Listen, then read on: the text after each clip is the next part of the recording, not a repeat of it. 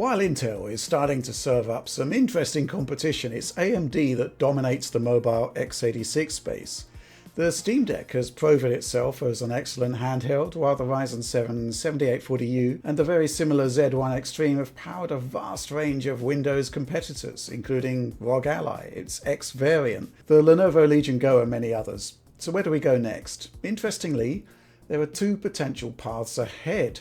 The upcoming Z2 line of processors and Strix Point, AMD's full-blooded debut in the AI space. And it's the latter chip I'm testing today, not in a laptop as such, but in this, the Beelink SER9. We'll be looking at gaming performance from Strix at a range of power points. I'll be playing some games and finding some quite impressive results. But for now, let's take a look at SER9 itself. Yep, it's the first review in years we've done for a mini PC, but when Beelink offered me the chance to take a look at a sample, I jumped at the opportunity. I mean, this thing is tiny, around 820 grams, 127 by 113 by 39 mil, a volume of 0.59 litres. Nice. Comes with a 100 watt power supply, with the processor itself maxing out at 65 watts. So bearing in mind that Strix Point processors typically run at 28 watts, Beelink has pushed the envelope in terms of power, and yet the unit is still very, very quiet, even under maximum load.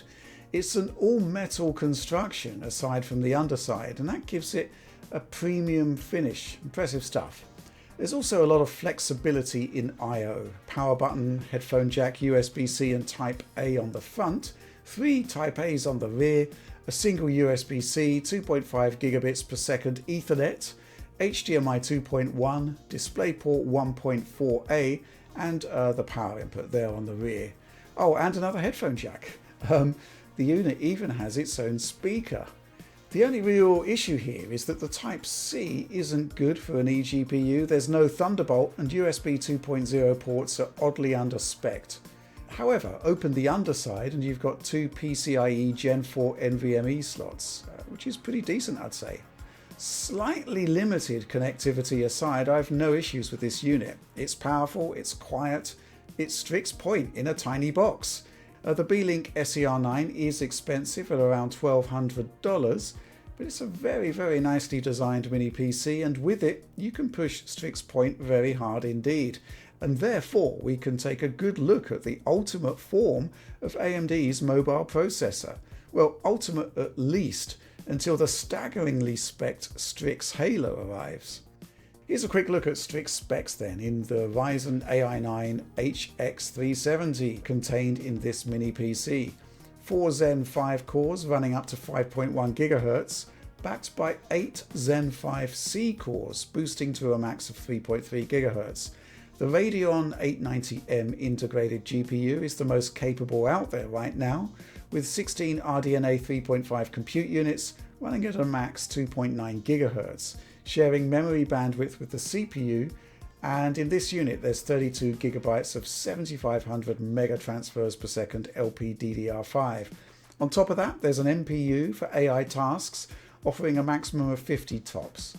It's no real gaming application for the NPU right now, and there's no auto SR upscaling as seen in the Copilot Plus laptops running on Qualcomm ARM processors. But maybe, just maybe, I'd hope to see that appear at some point in the future. First impressions on specs then. We've literally got twice as many CUs as Steam Deck's GPU. They're running at a much higher clock, which sounds amazing, but we don't have too much more in the way of memory bandwidth. So expectations should be limited in terms of gaming performance, especially in comparison to Z1 Extreme. I'm also curious if the mix of Zen 5 and Zen 5C cores may not be a great fit for gaming, and it's perhaps no surprise that the Z2 Extreme leaks we've seen so far have focused on a more conventional 8 cores and 16 threads. But let's see how everything plays out with some actual numbers. Kicking off with what I like to refer to as the 15-watt shootout. This brings Steam Deck into play, both of them in fact, 6nm and 7nm original models, but remember that AMD technology here is running with a very different driver, through the Proton compatibility layer and on a completely different operating system, of course. AMD Kun, this is running on Windows. It represents the last generation Phoenix processors, the Ryzen 7 7840U in this case. It's a good start actually. 7840U fails to convince at 15 watts with just a 3.7% boost over Steam Deck LCD, and it's only 1% faster than the OLED model here in Cyberpunk 2077. Strix Point, well, the graphing speaks for itself. 37 points ahead of Steam Deck LCD, 32% ahead of the 7840U in the Kun. I mean, a convincing lead, but bearing in mind the many architectural advantages for Strix, a much improved process node, 16 compute units, higher clocks, not exactly a generational leap, right? Forza Horizon 5 though, interesting results here as it does seem to thrive on more compute resources. AMD Kun beats Deck LCD by 36.5%, dropping to 29.3% against Steam Deck OLED. Still pretty substantial, right? On average, the Beelink SER9 on matched power is 28% faster than AMD Kun, 65.5 points clear of Steam Deck OLED, and a mighty 75% ahead of the OG Steam Deck. But that's not really the whole story. Look at the frame time graphing, particularly Strix red line there. There are periodic drops in performance, kind of similar to Steam Deck but less pronounced. Can't help but wonder if that's down to both Deck and Strix having 4 major CPU cores. It's actually the octo-core 7840U that is most consistent across the bench, or maybe we're just too power starved for a relatively massive chip like the HX370. Interesting for entirely different reasons, there's the outlook in A Plague Tale Requiem, where my theory is that memory bandwidth has a lot more to say about the results here than compute. The differences here are not great, bearing in mind the huge architectural improvements, moving from the Deck's Van Gogh to 7840U to the Strix Point HX370. Deck OLED, which does have a good increase in memory bandwidth over Deck LCD, delivers an 8 percentage point lead, but 7840U a mere 10% ahead of the latest Valve model. Strix Point extends that lead. It's 23.5% ahead of Deck OLED, but only 12.4% ahead of the 7840U. The memory bandwidth theory is kind of validated by the two decks. Deck OLED has faster memory than the Deck LCD, and it may explain the relatively minimal gap between 7840U and HX370, as they have very similar levels of bandwidth. The mysteries and enigmas persist into Marvel's Spider-Man, where at 15 watts I actually found the 7840U beaten by the Deck OLED to the tune of 3%. No problem for the HX370 in Strix Point though, which has a commanding lead, 44% faster than Deck LCD, 34% faster than Deck OLED, and 28 points ahead of the 7840U in my AMD Kun. This is a pretty CPU heavy game once out in the open world, but interestingly, as we move outside of Peter Parker's apartment, Strix continues to power ahead, even as city streaming puts more load on CPU and memory bandwidth. So, Strix is doing well enough at 15 watts depending on the game, but the processor is pretty big and will likely thrive on more power. So let's move on to power scaling results. The theory being that the more power we put into the processor, the better the performance, up to a point. The SER9 tops out at 65 watts, but I've benched at 4 different points. 15 watts for parity with Steam Deck, 25 and 30 watts for equivalence mostly to ROG Ally in terms of portable and plugged-in turbo modes, and then 65 watts to show the SER9 running at out-of-the-box performance levels. To put the silicon through a more intensive workload, this time we're running at 1080p resolutions, or upscaled to it. Kicking off with Cyberpunk 2077. Graph lines speak for themselves really, a relatively close grouping at the higher power levels with 15 watts falling way behind. Here, there's a 32-point rise in performance from 15 watts to 25 watts, rising to 38% comparing 15 watts to 30 watts. Finally, going to max power 65 watts sees a 45 percentage point boost over 15 watt performance, but really the story is one of diminishing returns, and there's only a 5% differential between 65 watts and 30 watts. Forza Horizon 5 again, and the performance increases as we move through the power bands are hardly impressive. But one thing I'd like to highlight is that the lurching drops to performance we saw at 720p 15 watts also here at 1080p 15 watts, but they disappear as we feed the HX370 more power, suggesting that perhaps Forza's CPU performance was being held back by the low wattage. Still, 65 watts beats out 15 watts by around 28%. There's a 5-point gap between 25 and 30 watts and just a 6.5% increase in performance, moving to 65 watts from 30 watts. It's perhaps no surprise that AMD tends to recommend that the HX370 operates at 28 watts in most of the Strix Point laptops out there. You're getting the lion's share of the performance. Those unstable frame times at 65 watts though, they're a bit of a concern. Not entirely sure why they're happening, but they do manifest on repeat testing. A Plague Tale Requiem disappointed in the 15 watt shootout, and memory bandwidth was a suspected culprit, right? But flooding the HX370 with more power obviously pushes performance up. But how much up?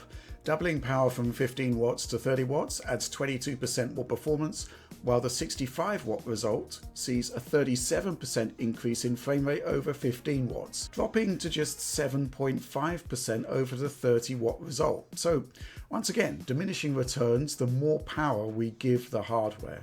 Ending up on Marvel's Spider-Man, just a 30-point gain moving from 15 watts to 65 watts, which is a 4.3 times increase in power consumption.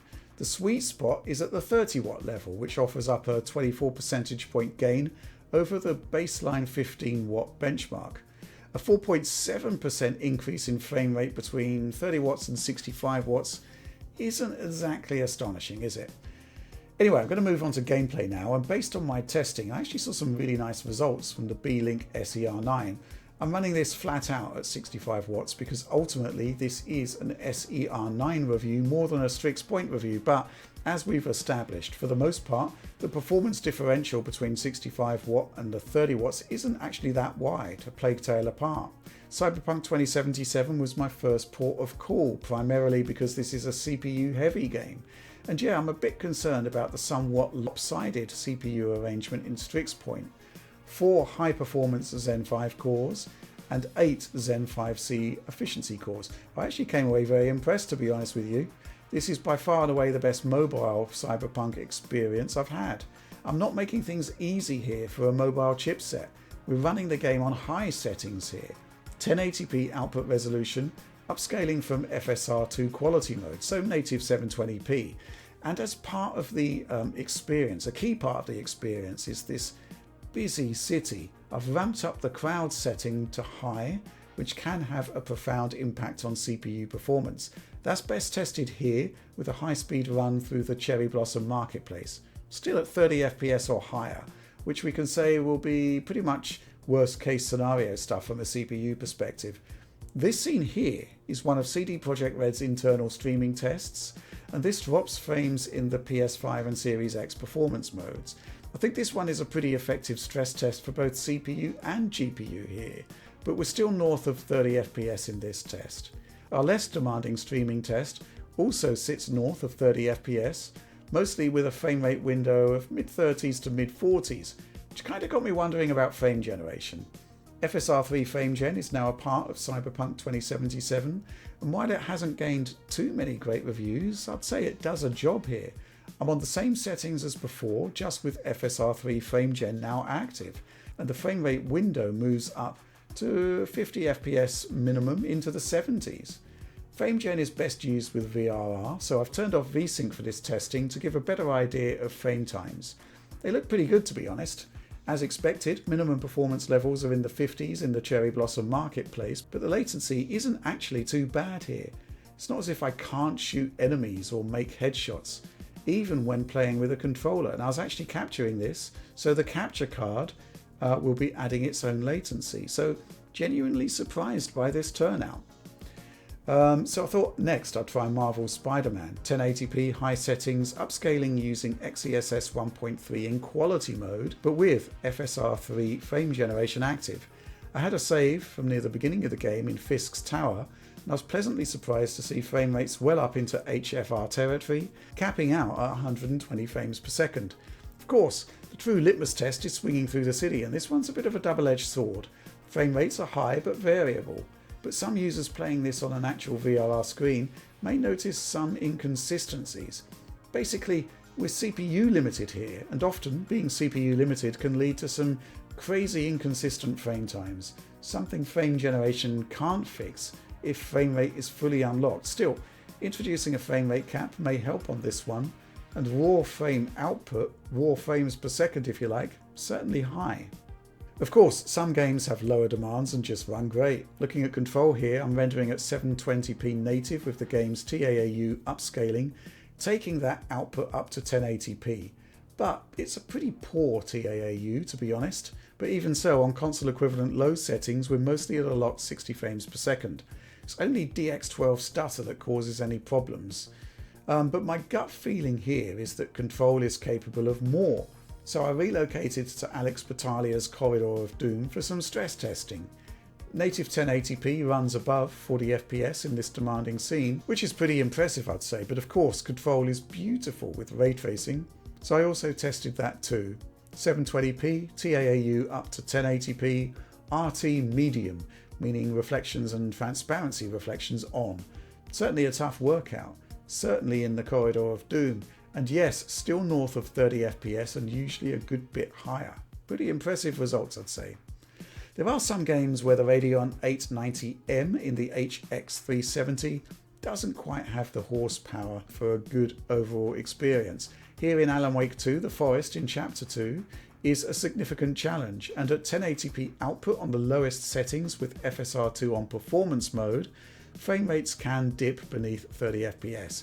Curiously, lowering resolution doesn't really help so much here, and the presentation is certainly rather grainy overall. I'd say it's still playable though, you just need to take the rough with the smooth in performance terms. Other areas can play out at much higher levels of performance though, clearly. It's a similar story in Avatar Frontiers of Pandora, lowest settings here, 900p FSR2 performance mode. So yeah, 450p base resolution there. So I say lowest settings here, but you can turn off some features. I've not done that. I've kept everything on, but as low as they will go. We're mostly above 30 FPS here, but there can be momentary dips beneath. Chances are we'd need to lower resolution still further for more consistent frame rates. But the frame rates are too low here to engage frame generation effectively. So I'd say we're getting impressive results from Strix Point overall, but clearly there are limits. But I guess the real question is the extent to which Strix Point is that much better than the Z1 Extreme and its close equivalent, the Ryzen 7 7840U, which is, essentially the same thing really. So I went back to the benchmark testing, running my benches at 720p and 1080p, standardizing on 30 watts, which is the closest I benched to the 28 watt sweet spot suggested by AMD for all of these processors. Back to Cyberpunk 2077 and at somewhat more conservative settings than I used in my gameplay testing and no frame generation naturally. The HX370 beats out 7840U at 1080p by 16.5%, but at 720p the gap is a mere 6 points. Forza Horizon 5 showed good scaling in the 15 watt shootout, but the differentials here aren't exactly huge. There's a 16 percentage point advantage for the HX370 over 7840U at 1080p resolution, but this is reducing to just 10 points at 720p. We may well be hitting CPU limits on Strix as those momentary dips in performance are back, just manifesting at much higher frame rates. What of the mystery enclosed in the enigma that is A Plague Tale Requiem? You can see that at 720p the HX370 runs fastest, but ultimately it's just 11.5% faster than the 7840U.